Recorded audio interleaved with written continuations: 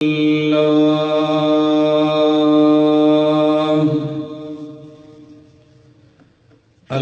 لله العلي الكبير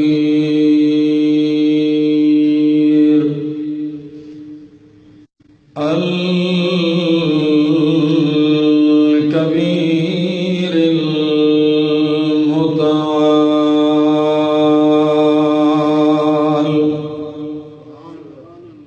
الحمد لله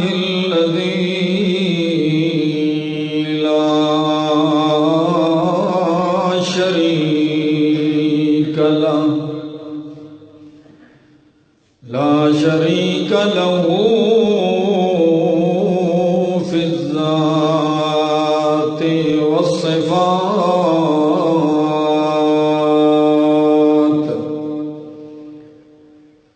والصلاة والسلام على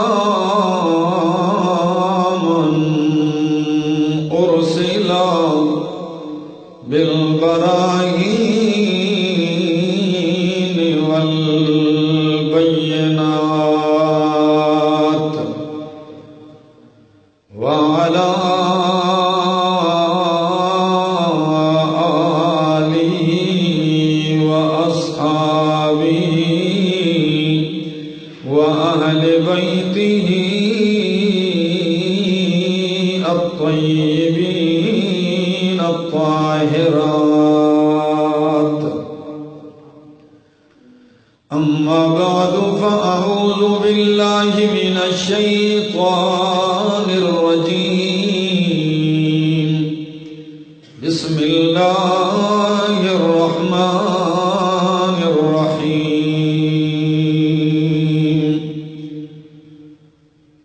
يا أيها الرسول بلغ ما أنزل إليك من ربك، وإن لم تفعل فما بلغت رسالته، والله يعصمك من الناس. وقال تعالى: اتل ما أوحي إليك من الكتاب. وقال تعالى: فاصدع بما تؤمر وأعرض عن الجاهلين. وقال تعالى: إنك لا تهدي من أحببت. سبحان ربك رب العزة عما يصفون، وسلام على المرسلين، والحمد لله رب العالمين.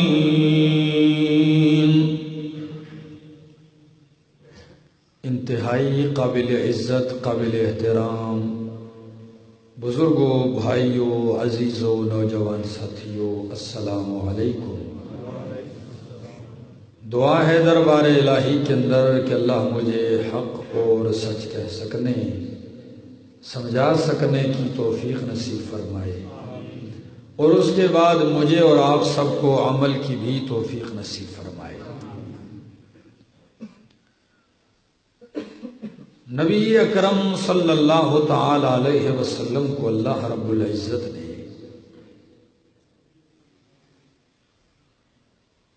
انسانیت کی بھلائی کے لیے، کامیابی کے لیے، انسان کو انسانیت سکھانے کے لیے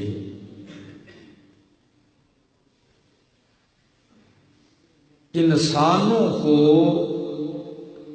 رب العزت کی عبادت اور وحدانیت کے لیے، اللہ کی معرفت کے لیے ایک قانون اور ایک دستور اور ایک دین اور ایک نسخہ اور کیمیا عطا فرمایا جس کا نام قرآن مقدس ہے۔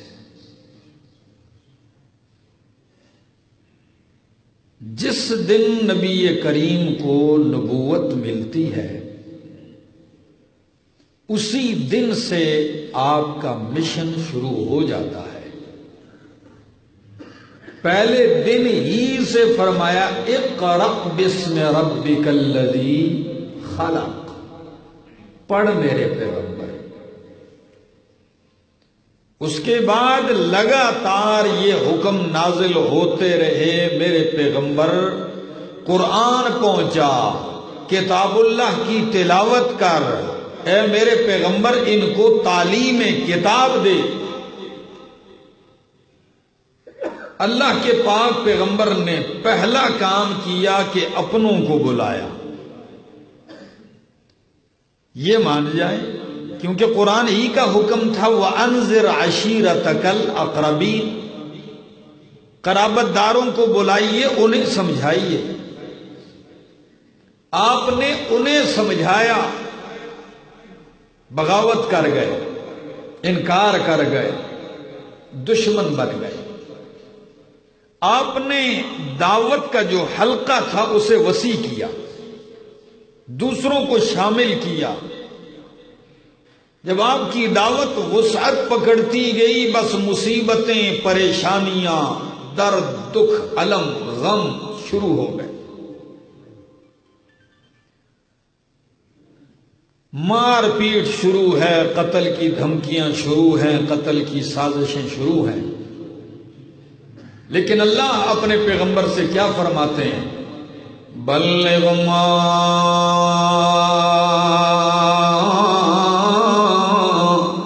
انزل الیک من ربک، میرے پیغمبر بلغ، تبلیغ کر، بلغ تبلیغ کر، پہنچا میرے پیغمبر کس چیز کو؟ ما انزل الیک من ربک، اس قرآن کو جو آپ کی طرف اتارا گیا ہے، جو رب کی طرف آپ کی طرف نازل ہوا ہے، رب کی طرف سے، یہ میرے پیغمبر پہنچاتا جا۔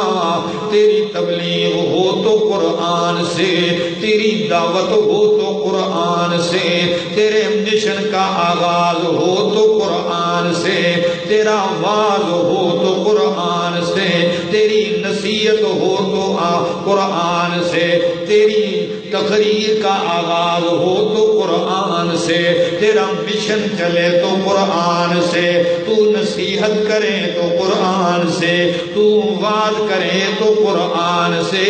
اس لیے کہ قرآن واعظ بھی ہے اور تو واعظ بھی ہے، قرآن نصیحت بھی ہے، تو ناصح بھی ہے، قرآن ہدایت بھی ہے، تو ہادی بھی ہے، قرآن ذکر بھی ہے، تو مذکر بھی ہے، قرآن نور مبین ہے اور تو سراج منیر ہے، قرآن جو ہے رحمت للمؤمنین ہے، تو رحمت للعالمین ہے، قرآن علم کا خزانہ ہے، تو عمل کا خزانہ ہے، قرآن تیرا اخلاق بن کے آیا ہے، قرآن تیرا مشن بن کے آیا ہے، قرآن تیرا دستور بن کے آیا ہے، قرآن تیرے لیے، تیری قوم کے لیے پند و نصیحت بن کے آیا ہے۔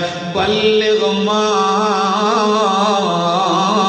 انزل الیک من ربک، بلغ میرے پیغمبر سناتا جا، میرے پیغمبر پہنچاتا جا، میرے پیغمبر بیان کیا جا، میرے پیغمبر آواز دیے جا، دعوت دیے جا۔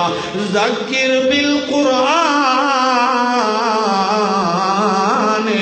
من یخاف وعید، نصیحت کر میرے پیغمبر قرآن سے، اپنوں کو بھی سنا، بیگانوں کو بھی سنا۔ سنا، قریبیوں کو بھی سنا، بعیدیوں کو بھی سنا۔ میرے پیغمبر تیرا مشن کسی قوم قبیلے تک محدود نہیں ہے، تیرا مشن ساری کائنات کے لیے۔ تیرا کعبہ جو ہے وہ ضیاء للناس، وہ بھی ساری کائنات کے لیے۔ تیری کتاب جو ہے ھدی للناس، وہ ساری کائنات کے لیے ہدایت ہے۔ اور تو جو ہے کافۃ للناس، تو ساری کائنات کے لیے آیا ہے۔ میرے پیغمبر سناتا جا، یہ مارتے جائیں گے، یہ پیٹتے جائیں گے، یہ چلاتے جائیں گے، ان کو اپنا کام کرنے دے، تو میرا مشن لے کے چلتا جا۔ شروع کر میرے پیغمبر۔ آپ نے آغاز کیا، صفا کی پہاڑی سے شروع ہوتا ہے اور یہ مشن چلتا جا رہا ہے۔ لوگ مرتے بھی جا رہے ہیں لیکن آپ پیچھے نہیں ہٹتے۔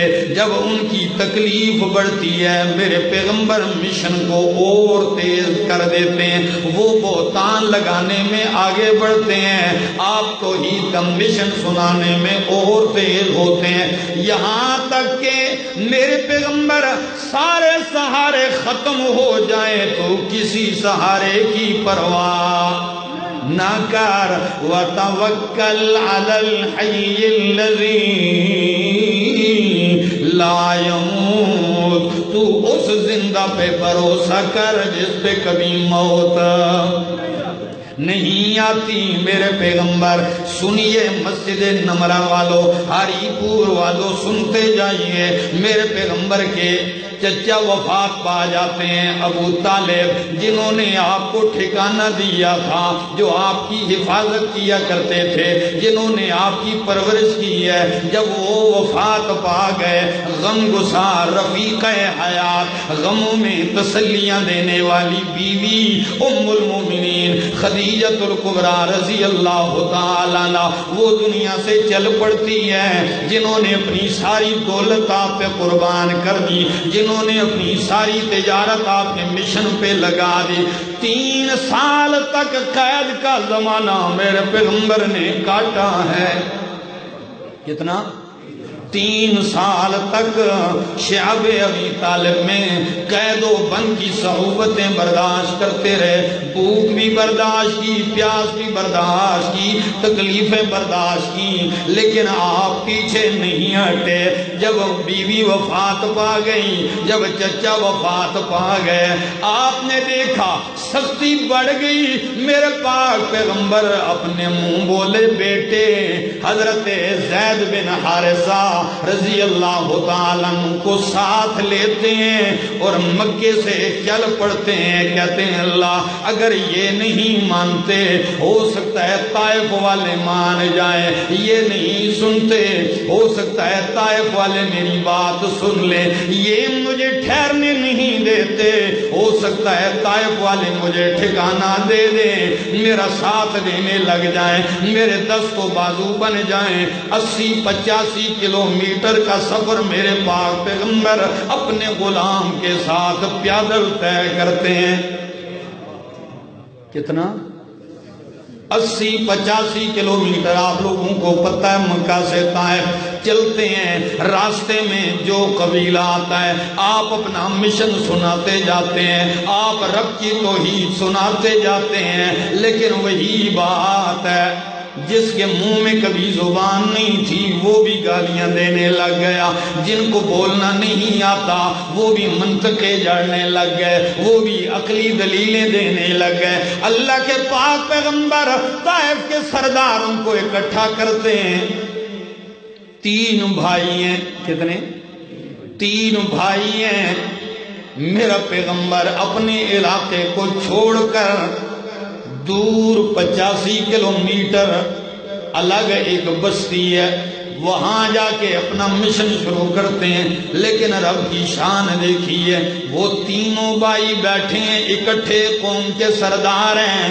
میرے پیغمبر جب ان کے پاس پہنچتے ہیں کہنے لگے، او سردارو، او رؤساؤ، او لیڈرو، میری قوم نے مجھے اذیت دے دی، میری قوم نے مجھے تکلیف میں مبتلا کر دیا، میں اللہ کا پیغام لے کے آپ کے پاس آیا ہوں، اللہ کی توحید سنائی۔ تو ایک کہنے لگا جا بھائی، اللہ کو تیرے سوا نبوت کے لیے کوئی اور نہیں ملا، اللہ نے تجھے ہی رسول بنانا تھا، کیا کوئی اور رسول نہیں مل سکا؟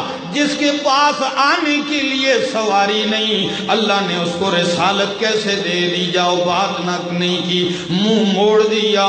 دوسرا کہنے لگا، اس وقت وہ سردار غلاف کعبہ بن رہا تھا، کس کام میں لگا ہوا تھا؟ غلاف کعبہ بن رہا تھا۔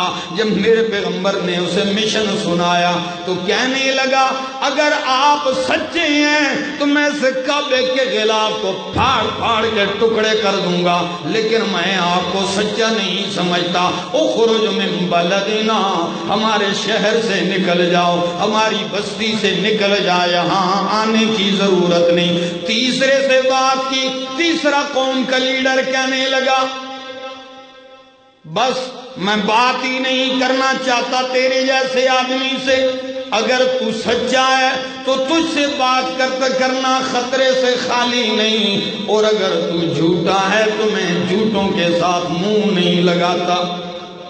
اللہ اکبر، بالکل مایوس کر دیا، دھمکیاں دے دی۔ بالکل جب آپ پیغمبر محمد رسول اللہ مایوس ہوتے ہیں، وہاں سے آپ سے پوچھتا ہوں جوانوں، جب علاقہ بھی اپنا نہ ہو، گاؤں بھی اپنا نہ ہو، اور یوں رویہ آئے لوگوں کا سامنے، بندے کے دل پہ کیا گزرتی ہے، کیا کیفیت ہوگی میرے پاک پیغمبر کی؟ آپ آنے لگے، اٹھ کر آتے ہوئے جو جملہ کہا ہے، البدایہ والنہایہ طبقات سعد نے نقل کیا ہے، سیرت کی کتابوں نے نقل کیا ہے۔ اللہ کے پاک پیغمبر ان سے کہنے لگے، او سردارو، آپ نے مجھے گالیاں بھی دیں، برا بلا بھی کہہ دیا، بس کہہ دیا، اس بات کو اپنے تک رکھنا۔ کیا؟ کہیں کھل کے یہ بات نہ کرنا، تمہاری وجہ سے دیگر ساری قوم پھسل جائے گی، کیونکہ قوم کا لیڈر پھسل جائے رعایا خود بخود برباد ہو جاتی ہے۔ کہنے لگے، آپ یہ بات کہیں مکے والوں سے جا کے نہ کرنا، لیکن ان بدبختوں نے کیا کیا، مکے سے بھی لڑکے بلا لیے، آؤ تمہارا مجرم ہماری بستی میں آ چکا ہے، تمہارے دین کا منکر آ کے ہماری بستی میں باطل باتیں پھیلا رہا ہے، فساد کر رہا۔ سارے شہر کے لڑکوں کو تیار کیا، جوانوں کو تیار کیا، مست لوگوں کو تیار کیا، بدماشوں گنڈوں کو تیار کیا، سارے گنڈے بدماش جوان تیار ہو گئے۔ حافظ ابن کثیر کیا لکھتے ہیں، دونوں جانب سے صفیں بن گئی، راستے پر لوگ کھڑے ہیں اور میرے پیغمبر گزرتے ہیں، وہ پتھروں کی بارش کرتے ہیں، گالیاں دیتے ہیں، آوازیں کستے ہیں، تانے دے رہے ہیں، آپ کی تکذیب کرتے ہیں، اور میرے نبی کہتے ہیں، قولوا لا الہ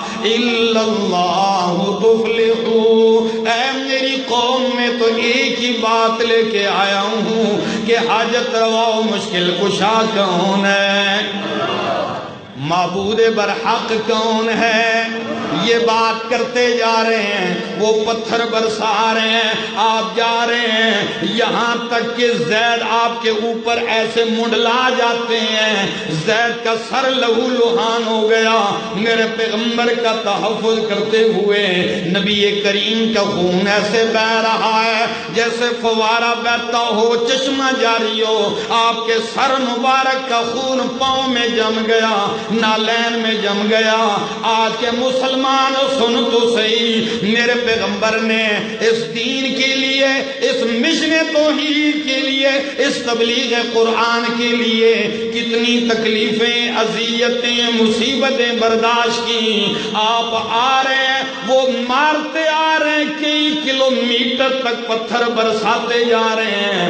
آخر میں میرے پیغمبر جب اور نہیں دیکھتے تو پاس ایک باغ ہے، اس باغ میں گھس کے آپ پناہ لے لیتے ہیں۔ باغ میں گھستے ہیں، جو ہی آپ باغ کے اندر چلے جاتے ہیں، انگور کا ایک باغ ہے، آپ انگور کے درخت کے نیچے آ کے بیٹھ جاتے ہیں اور اپنے چہرے سے خون صاف کرنے لگتے ہیں، چہرے سے خون صاف کرنے لگتے ہیں۔ باغ کس کا ہے؟ باغ ربیہ کے بیٹوں کا ہے، عتبہ اور شیبہ کا باغ ہے۔ وہ بھی دشمن ہے، لیکن عجیب بات ہے، ان سے بڑا دشمن کوئی نہیں۔ لیکن آج طائف کے بازار میں مبلغ قرآن، داعی قرآن، ناشر توحید کے اوپر آج وہ دکھ اور تکلیف آئی کہ دشمنوں کو بھی رحم آ گیا۔ وہ دیکھتے ہیں تو باتیں، دونوں بھائی بیٹھے ہوئے ہیں، عتبہ اور شیبہ بیٹھے ہوئے ہیں، ان کو بھی ترس آ گیا۔ اللہ کے پاک پیغمبر بیٹھتے ہیں اور پتہ ہے زید بن حارثہ رضی اللہ تعالیٰ عنہ آپ کی وجود سے خون صاف کرتے جا رہے ہیں، خود بھی لہو لعان ہے، پاؤں سے جوتا اتارتے ہیں، جوتا اترتا نہیں، خون جمع ہوا ہے۔ اسی وقت میرے پیغمبر نے ہاتھ اٹھا لیے۔ اتنی تکلیف میں، اتنی اذیت اور دکھ میں میرے پاک پیغمبر ہاتھ اٹھاتے ہیں۔ تاریخ ابن ہشام نے، نظرۃ النعیم نے وہ الفاظ نقل کیے ہیں، سنیے، آپ کہیں گے ہو سکتا ہے نبی اتنی تکلیف، اتنے غم میں ہوں گے، خدا جانے کیا کیا بددعا نکالی ہوگی، لیکن سنتے جائیے پیغمبر کیا کہتے ہیں۔ اللہ اکبر کہتے ہیں، اللہم، کس کو پکارتے؟ دعا سنتے جائیے۔ مسجد نمرہ والوں، میرے نبی کی دعا کا ایک ایک جملہ آج بتاتا ہے کہ عابد اور معبود میں بڑا فرق ہوتا ہے، مختار کل اور محتاج میں بڑا فرق ہوتا ہے۔ اور میرے پیغمبر کی یہ دعا بتاتی ہے کہ مالک اور مملوک میں بڑا فرق ہوتا ہے۔ سنتے جائیے کیا کہتے ہیں، اللہم الیک اشکو ضعف قوتی وقلت حیلتی وہوانی علی الناس یا ارحم الراحمین، انت رب المستضعفین وانت ربی الی من تکلنی الی بعید یتجہمنی ام الی عدو ملکتہ امری، ان لم یکن بک غضب علی فلا ابالی ولکن عافیتک ہی اوسع لی واعوذ بنور وجہک الذی اشرقت لہ الظلمات وصلح علیہ امر الدنیا والآخرت من ان تنزل بی غضبک او یحل علی سخطک لک العتبى حتی ترضى لا حول ولا قوة الا بک۔ سنیے کیا الفاظ ہے، کہتے ہیں اللہم الیک اشکو ضعف قوتی، اللہ میں اپنی کمزوری، بے ہمتی، اللہ میں اپنی بے کسی اور بے بسی کی شکایت تیرے پاس کرتا ہوں۔ یا اللہ میں اپنی کمزوری کا شکوہ تیری بارگاہ میں کرتا ہوں۔ اللہ، اے میرے اللہ، یا ارحم الراحمین، اے مہربان اللہ، انت رب المستضعفین، کمزوروں ناداروں کا رب تو ہے اللہ، بے قصوں لاچاروں کا رب تو ہے اللہ، انت ربی، میرا پالنہار میرا پروردگار تو ہے اللہ، الی من تکلنی الی بعید، اے اللہ تو نے مجھے کن لوگوں کے سپرد کر دیا، تو نے مجھے کن لوگوں کے حوالے کر دیا، ام الی عدو ملکتہ امری، اللہ تو نے دشمن کو میرے اختیار دے دیے، اے اللہ تو نے مجھے دشمن کے سپرد کر دیا ہے، اے میرے اللہ، اِلَّمْ يَكُمْ بِكَ غَضَبٌ عَلَيَّ فَلَا أُبَالِي، اللہ میرا وجود لہو لہان ہے، میرا بدن لہو لہان ہے، میرا خون بہ رہا ہے، لیکن اگر اللہ تو ناراض نہیں تو مجھے اس پہ بھی کوئی پرواہ نہیں۔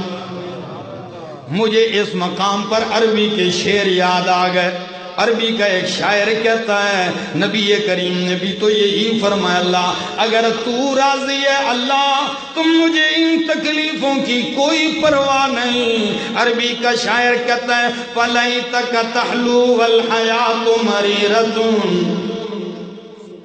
فَلَيْتَكَ تَحْلُو وَالْحَيَاةُ مَرِيرَةٌ وَلَيْتَكَ تَرْضَىٰ وَالْأَنَامُ غِضَابٌ وَلَيْتَ الَّذِي بَيْنِي وَبَيْنَكَ عَامِرٌ وَبَيْنِي وَبَيْنَ الْعَالَمِينَ خَرَابٌ إِذَا صَحَّ مِنْكَ الْوُدُّ فَالْكُلُّ هَيِّنٌ وَكُلَّ الَّذِي فَوْقَ التُّرَابِ تُرَابٌ۔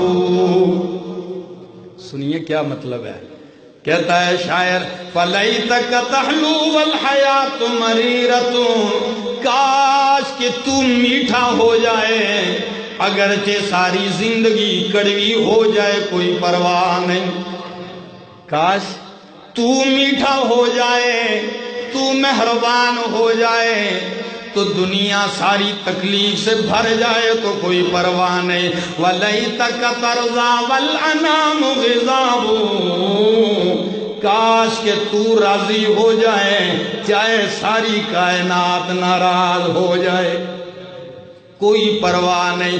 وَلَيْتَ الَّذِي بَيْنِي وَبَيْنَكَ عَامِرٌ، کاش میرے اور تیرے تعلقات ٹھیک رہیں، وَبَيْنِي وَبَيْنَ الْعَالَمِينَ خَرَابٌ، ساری جہان سے تعلقات خراب ہو جائیں تو کوئی پرواہ نہیں ہے۔ إِذَا صَحَّ مِنْكَ الْوُدُّ فَالْكُلُّ هَيِّنٌ، جب تیری محبت مجھے نصیب ہو جائے، جب تیری محبت مل جائے تو پھر ساری تکلیفیں ساری مصیبتیں آسان ہیں۔ وَكُلَّ الَّذِي فَوْقَ التُّرَابِ تُرَابُ، مجھے دنیا کی کوئی پرواہ نہیں، اس مٹی پر جو کچھ بھی پڑا ہے یہ سارا کچھ مٹی ہو جائے گا، جو مٹی پہ پڑا ہے کیا ہو جائے گا، مٹی ہو جائے گا۔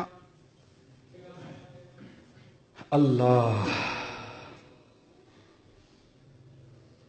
دعا کرتے ہیں، اللہ کے پاک پیغمبر کہتے ہیں لیکن عافیتک ہی اوسع لی، اعوذ بنور وجہک الذی اشرقت لہ الظلمات، اللہ میں تیرے چہرے کے نور کی پناہ میں آتا ہوں، وہ نور جس کی وجہ سے سارے اندھیرے ختم ہو گئے اور دنیا اور آخرت سنورتی ہے اس سے۔ یا اللہ اس بات سے کہ مجھ پر تیرا غضب اترے، اللہ میں تیرے غضب سے پناہ چاہتا ہوں، مجھے اپنے غضب سے بچا لے اے میرے اللہ۔ اور میں تو کہتا بھی ہوں لا حول ولا قوت الا بکا، اللہ کوئی طاقت اور اختیار نہیں ہے مگر تیرے ساتھ۔ طاقت اور اختیار کس کا ہے؟ اللہ کا ہے۔ آپ بیٹھتے ہیں، دور سے وہ دونوں کافر نظارہ کرتے ہیں، عتبہ اور شیبہ اپنے ایک نصرانی غلام کو انگوروں کا ایک گچھا تھال میں دیکھ کے دے کے کہتے ہیں جاؤ اس آدمی کو دے کے آ جاؤ۔ کافر کو بھی ترس آ گئے، وہ انگوروں کا گچھا لے کر نبی کریم کے پاس آ کے بیٹھ گیا، کہنے لگا میرے مالک نے دیا ہے آپ کھائیں۔ نبی کریم ہاتھ بڑھاتے ہیں گچھے کی طرف، انگور کے دانے کی طرف، اور کہتے ہیں بسم اللہ۔ کیا کہتے ہیں؟ بسم اللہ۔ آپ جب بسم اللہ کا کلمہ کہا، وہ نصرانی، وہ عیسائی غلام یہ جملہ سنتے ہی کہنے لگا یہ آپ نے کیا جملہ کہہ دیا، یہاں کے لوگ تو یہ بولی نہیں بولتے، یہاں کے لوگ تو یہ جملے نہیں کہتے، آپ نے کیسے کہہ دیا؟ نبی کریم نے فرمایا تو کہاں کا رہنے والا ہے؟ وہ کہنے لگا میں نینوا کا علاقہ عراق کا، میں وہاں کا رہنے والا ہوں۔ نینوا۔ جب یہ جملہ کہا نبی علیہ السلام نے فرمایا تو یونس ابن متہ کے علاقے کا ہے۔ کس کا نام لیا؟ یونس بن متہ، حضرت یونس علیہ السلام کا نام لیا، فرمایا اس کے علاقے کا ہے۔ وہ کہنے لگا آپ کیسے جانتے ہیں ان کو؟ نبی کریم نے فرمایا وہ بڑا نیک صالح آدمی تھا، وہ بھی اللہ کا نبی تھا اور میں بھی اللہ کا نبی ہوں۔ جب یہ جملہ کہا تو غلام فوراً آپ کے ہاتھ چومنے لگ گیا۔ کیا؟ ہاتھ چومنے لگ گیا۔ دور سے وہ دو دیکھ کے بڑے حیران ہو گئے، ہم نے بھیجا کس لیے، یہ کس کام میں لگ گیا؟ بلایا، کہنے لگے بھائی تو کیا حرکتیں کرنے لگ گیا؟ پتہ ہے کیا کہتا ہے یہ غلام جس کا نام تاریخ نے نقل کیا عداس، وہ نبی کریم کے ہاتھ پر مسلمان ہو گیا۔ اللہ بتلانا چاہتے ہیں میرے پیغمبر ہدایت میری مرضی ہے، جن کے پاس تو چل کے آیا انہوں نے نہیں مانا، اور جو ویسے ہی آیا میں نے اسے مالا مال کر دیا۔ یہ اس کی مرضی ہے، آپ چل کے گئے وہ منہ موڑ گئے، اور یہ بیچارہ آیا اور نوازا گیا، پڑھ لیا کلمہ، انہوں نے بڑا سمجھا، کہنے لگا بھائی تو بے دین ہو گیا۔ وہ کہنے لگا بے دین نہیں، ابھی تو میں حق جگہ پہنچا ہوں، اب تو میں صحیح جگہ پر پہنچا ہوں۔ میرا دوست یہ میرے پیغمبر کا مشن تھا، اس کی ایک جھلک میں نے دکھائی ہے۔ آپ طائف کے بازار میں بھی اللہ کی توحید بیان کرتے جا رہے ہیں، واپس آ رہے ہیں۔ حافظ ابن کثیر نے لکھا آپ 10 دن متواتر یہ کام کر رہے ہیں۔ جو ہی یہاں سے اٹھتے ہیں فوراً نبی کریم نے فرمایا بادل کا ایک ٹکڑا ہے میرے اوپر سایہ کیے ہوئے ہیں۔ جو ہی میں نے سر اٹھایا تو دیکھتا ہوں جبریل آ گئے ہیں۔ کون؟ جبرائیل آ گئے اور کہتے ہیں السلام علیکہ۔ جبریل نے سلام کیا اور فرمایا اللہ نے آپ کی بات بھی سن لی، آپ کی عاجزی اور گڑ گڑاہٹ بھی سن لی ہے، اور آپ کی قوم کا رویہ بھی دیکھ لیا، ان کی گفتگو بھی سن لی ہے۔ میرے پیغمبر اللہ نے میرے ساتھ فرشتہ بھیجا ہے، ھذا ملک الجبال، یہ پہاڑوں کا فرشتہ ہے، آپ حکم کرتے جائیں، اگر آپ چاہیں اللہ نے مکمل اجازت دے دی ہے کہ میرا پیغمبر کہہ دے تو پہاڑوں کو ٹکرا کر طائف والوں کو رگڑ دیا جائے۔ اللہ اس موقع پر جب یہ بندے کی حالت ہو اور یہ آہوزاری ہو، پھر فرشتہ آ جائے۔ سنیے واقعی میرے نبی کو ویسے ہی قرآن نے نہیں فرمایا وَمَا أَرْسَلْنَاكَ إِلَّا رَحْمَةً لِلْعَالَمِينَ، لوگوں میں رحمت للعالمین ہوں۔ یہ تو قرآن کا جملہ ہے، میرے نبی کا اپنا جملہ ہے، انا رحمت مہدات، انا رحمت مہدات۔ نبی کریم نے فرمایا میں رحمت ہوں، وہ رحمت جسے اللہ نے تمہیں ہدیے میں دے دیا ہے۔ اللہ انا رحمت مہدات، میں ہدیہ کیا ہوا رحمت ہوں۔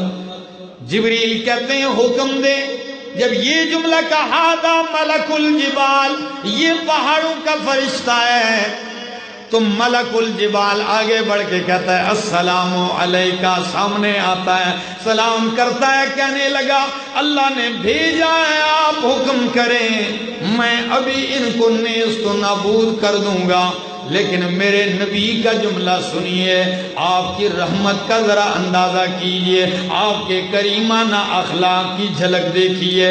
امام بخاری نے یہ الفاظ نقل کیے ہیں، نبی کریم فرماتے ہیں بل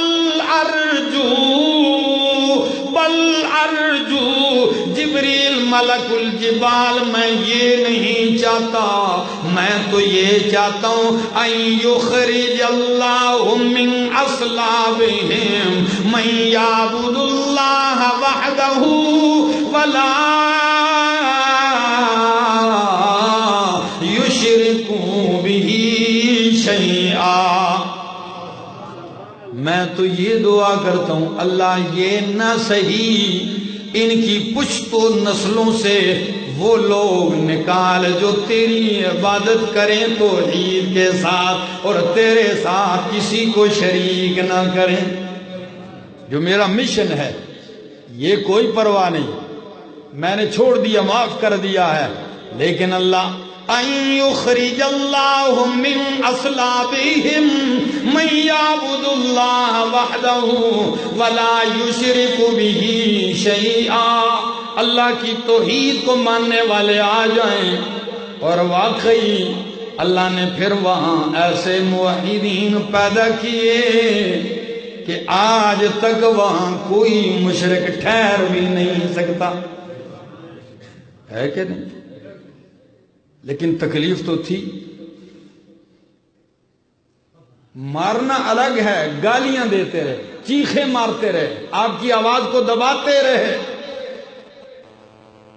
سب کچھ کرتے رہے، لیکن اللہ کے پاک پیغمبر نے ان چیزوں کی پرواہ نہیں کی۔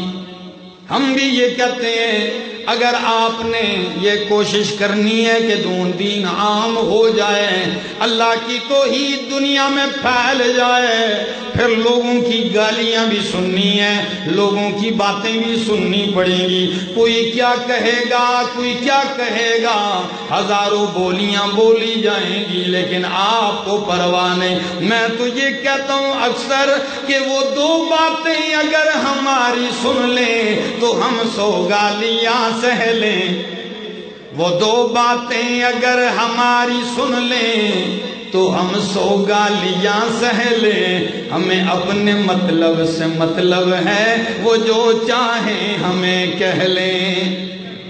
ہم نے قرآن و سنت کی بات کرنی ہے، اگر یہ کوئی سن لے مان لے ہم اس کی 100 گالیاں بھی برداشت کر لیں گے۔ آپ کرتے ہیں کہ نہیں؟ تو پھر کہنے دو دنیا کو، آپ کا کام ہی کیا ہے؟ آپ یقین کیجئے ہم بے لالچ کام کرتے ہیں، بے لوث کام کرتے ہیں۔ پورے ضلع کے نمائندے یہاں موجود ہیں ہری پور کے، کوئی آدمی اس مسجد میں اٹھ کے یہ بات کہہ سکتا ہے کہ میں عرصہ دراز سے یہاں قرآن کی درسیں بھی دیتا ہوں، درسیں جاری ہیں قرآن کریم کی مختلف مقامات پر، اپنی گاڑی میں بیٹھ کے آتا ہوں، کبھی میں نے کسی چیز کا مطالبہ کیا ہے آپ لوگوں سے؟ صرف ایک مطالبہ ہے آپ سے، وہ یہ ہے کہ خدا را کوشش کیجئے کہ رب کی توحید سنائی جائے، سننے والوں کو آپ کا کام ہے، آپ اکیلے نہ آیا کریں، آپ لوگوں کو لائیں، آئیں گے سنیں گے، کوئی مان کے جائے گا، کوئی گالیاں دیتا جائے گا، کوئی برا بھلا کہتا جائے گا، ہمیں کیا پرواہ ہے؟ بس اتنی سی بات ہے ہماری بات پہنچ جائے۔ اللہ نے اپنے پاک پیغمبر کے بارے میں کیا فرمایا؟ چند دن وہی آنا بند ہوئی، صرف کتنا؟ صرف چند دن وہی نہیں آئی۔ مشرکین لوگوں کی سازشی پارٹی نے کیا کہا؟ ان محمدن قد ودعہ ربہ وقلا، کہ محمد کو اس کے رب نے چھوڑ دیا اور ناراض ہو گیا۔ نبی کریم نے لوگوں کی زبان سے جب یہ بات سنی آپ غمگین ہو گئے، کہنے لگے اللہ مجھے ہر دکھ گوارا اور برداشت ہے، مجھے یہ برداشت نہیں کوئی یہ کہے کہ محمد سے اس کا رب ناراض ہو گیا، یہ بات نہیں برداشت ہوتی۔ تو اللہ نے پوری سورت اتار کے فرمایا وَالضُّحَىٰ وَاللَّيْلِ إِذَا سَجَىٰ مَا وَدَّعَكَ رَبُّكَ وَمَا قَلَىٰ۔ وَالضُّحَىٰ، سنیے ہری پور والو، وَالضُّحَىٰ قسم ہے سورج کی روشنی کی، وَالضُّحَىٰ قسم ہے چاش کے وقت کی، وَالضُّحَىٰ قسم ہے دن چڑھے کی، وَاللَّيْلِ إِذَا سَجَىٰ قسم ہے اندھیری رات کی جب وہ چھا جائے، قسم ہے رات کی سیاہی کی۔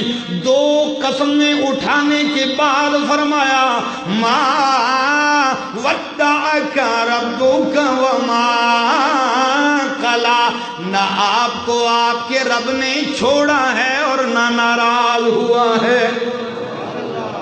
سازشی جھوٹ بولتے ہیں، مشرک جھوٹ بولتے ہیں۔ میرے پیغمبر آپ مجھ سے پوچھ سکتے ہیں نا، بات تو اتنی بیان کرنی ہے کہ نہ میں نے آپ کو چھوڑا اور نہ میں ناراض ہوا ہوں، اور قسم اٹھائی جا رہی ہے رات کی، قسم اٹھائی جا رہی ہے دن کی۔ یہ دن کی قسم کیوں؟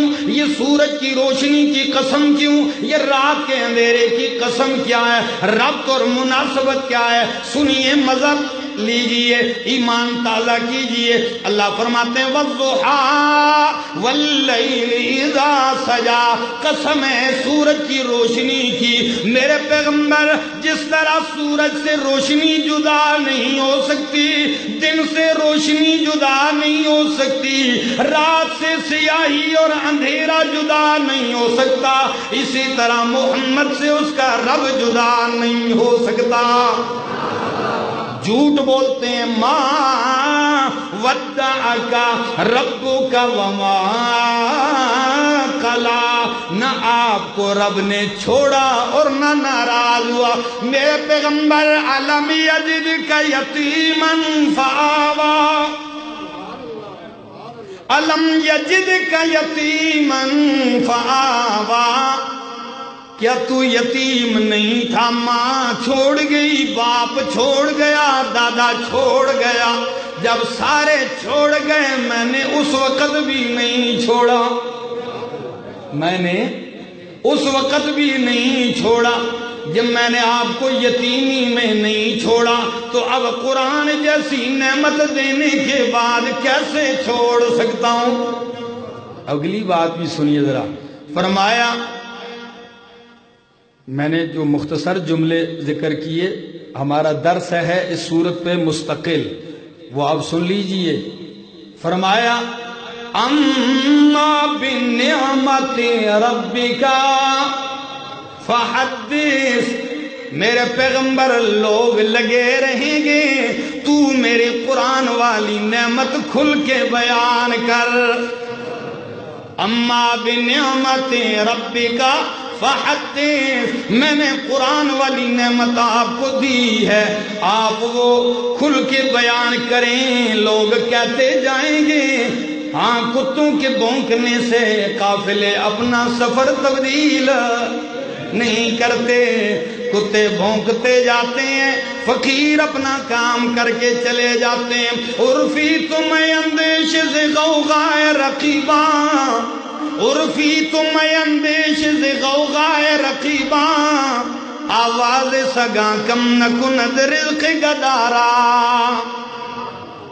عرفی اپنا کام کر، کتوں کے بھونکنے کی پرواہ نہ کر، یہ تو بھونکتے رہیں گے، کیوں کتوں کے بھونکنے سے فقیر کی روزی میں کمی نہیں آتی، یہ لگے رہیں، آپ میرے پیغمبر اپنا کام جاری رکھیں۔ آپ سے بھی یہی کہتا ہوں میرے دوستو، اللہ گواہ ہے، پرفتن دور ہے، تباہی اور بربادی کا دور ہے، ہمیں اللہ کی توحید سنانی ہے۔ یہ میں بار بار لفظ توحید کی بات اس لیے کرتا ہوں کہ توحید اللہ کا بنیادی حق ہے۔ کیا؟ اللہ کا بنیادی حق ہے۔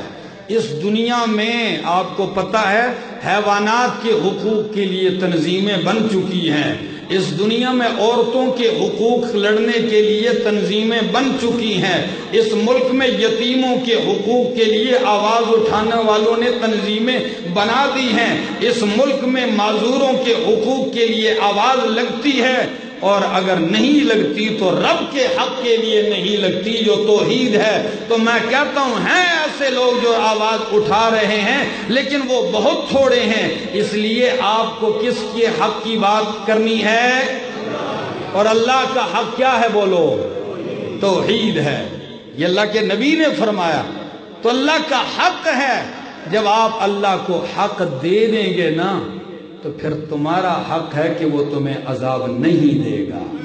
اللہ سے دعا ہے اللہ عمل کی توفیق عطا فرمائے۔ آخر دعوانا ان الحمدللہ۔